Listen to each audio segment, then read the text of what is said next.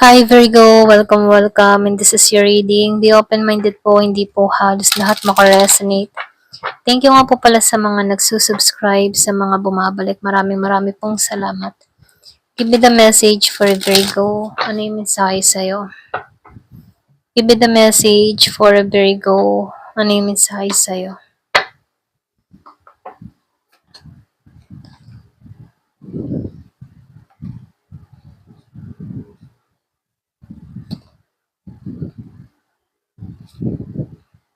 So dito, no, nakikitaan ko dito, yung iba sa inyo, meron kang mapupundar, meron kang maiipon dito. Meron din akong nakikitang offer na parating, biyaya, blessing to sa buhay mo.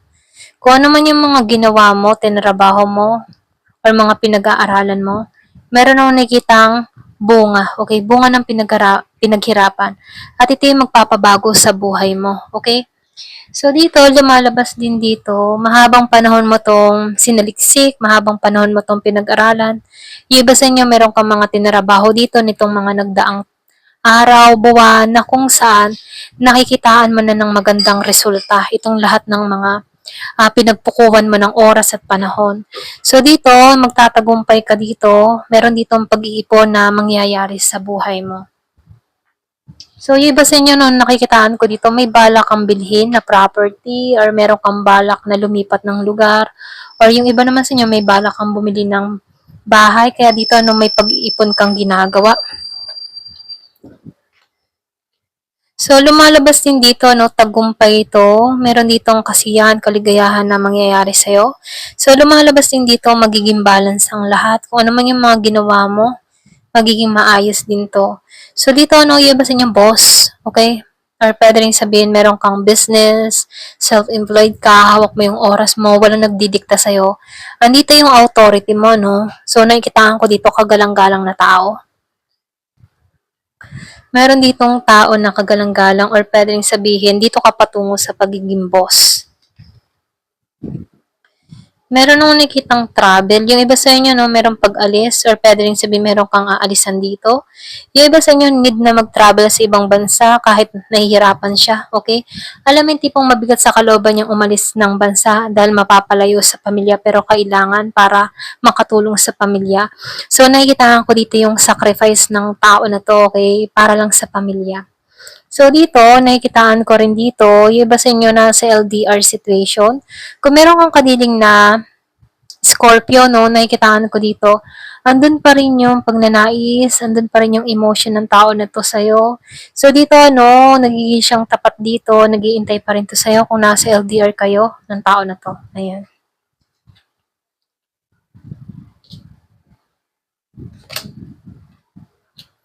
So, lumalabas yung iba sa inyo, makakapag-travel ka, kaya lang masusubukan dito yung katatagan ng mag-asawa dito kung meron ka ditong asawa, nakikitaan ko dito na masusubukan yung pagiging yung tapat sa isa't isa.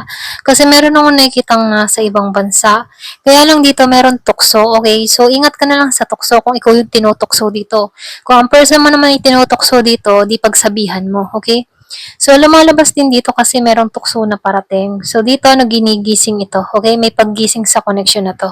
Kung kayo man dito ay nasa estado na meron kang nabuking sa taong ito, so, ito na yung time para mag-usap kayo. Okay? So, dito, papiliin mo. Okay? So, gisingin. May gising dito or may calling. Ayan. Meron din ako nakikita dito magbabalik sa buhay mo. Yung iba sa inyo, meron ditong, yung man tipo na makikipag-ayos, i-rebuild yung connection. Kung meron kang kadiling dito ng Pisces, yung ba sa inyo magbabalik tong tao na to. So, gusto ng tao na to na maghilom yung connection yung dalawa rito. Okay? So, gusto ng tao na to na maging tapat na dito, okay? May pagtatapat tong gagawin sa'yo. Kung meron tong mga lihim na ginawad sa'yo, magiging tapat na to sa'yo. Yung iba naman sa inyo, meron ditong parating na bagong tao, okay? Na kung saan makakatulong sa sitwasyon mo, maghihilom sa puso mo, okay? Kung kumbaga itong tao na to, nasa sa'yo na lamang kung tatanggapin mo to. Meron akong nakitang Year of the Horse.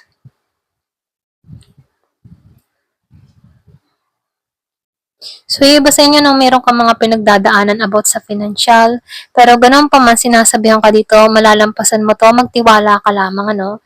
So, nakikita ko rito, matalino ka namang tao, kaya mo namang resolbahan tong mga problema mo kung may mga pinagdadaanan ka sa pera, kinakapos ka, or kinukulang pa rin ang kita. So, sinasabihan ka dito, malalampasan mo to, okay?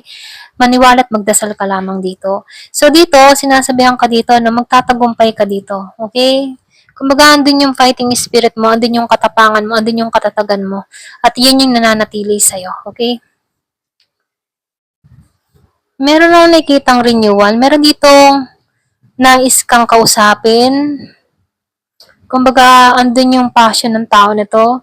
Bigla tong tutungo sa'yo. So, nakikita ko dito renewal. Biglaan to, hindi mo to inaasahan. Bigla tong susulpot sa bahay mo or bigla tong kakatok sa'yo, okay? So, dito, no, gusto ng tao nito ng renewal. Kung meron kang kadiling na Aries, Leo, Sagittarius, Year of the Horse, hindi mo to inaasahan, bigla na lang to magsasalita.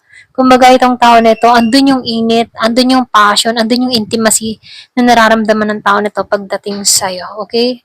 Kumbaga, obsessed, ganyan. Kumbaga, andun yung pagnanais niyang kausapin ka. Andun yung gusto niyang, meron tong gustong sabihin sa'yo. Yung ba sa inyo meron kang kadiling na Cancer, love, okay? So, meron kang parating na Cancer, mahal ka ng tao na to, tinamaan to sa'yo, or pwede rin bagong tao to sa buhay mo, okay? Parating na yung inaasam-asam mo kung naghahanap ka ng magmamahal sa'yo. So, parating na to. So, beauty. So, nakikita ko dito maganda to, gwapo to, or pwede rin sabihin nagagandahan tong tao na to sa'yo. Yung iba sa inyo attractive or pwede rin charming ka. Meron ding parating na Scorpio sa buhay mo. Okay? So, nakikitaan ko dito, no?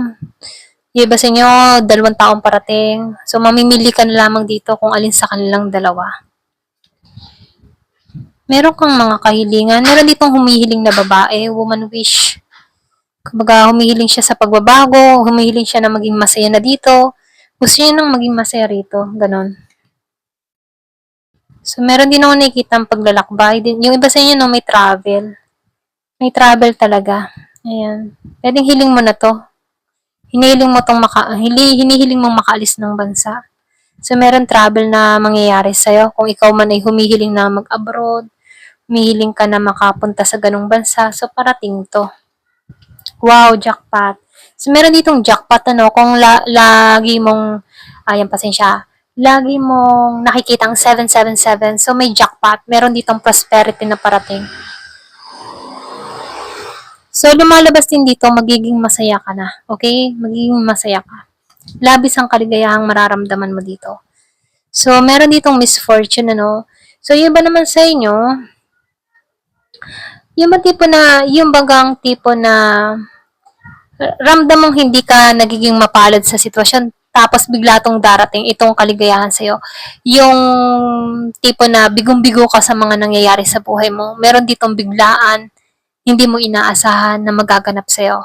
Once na nakita mo yung 7-7, yung panahong pakaramdam mo, wala ng pag-asa. Ganyan.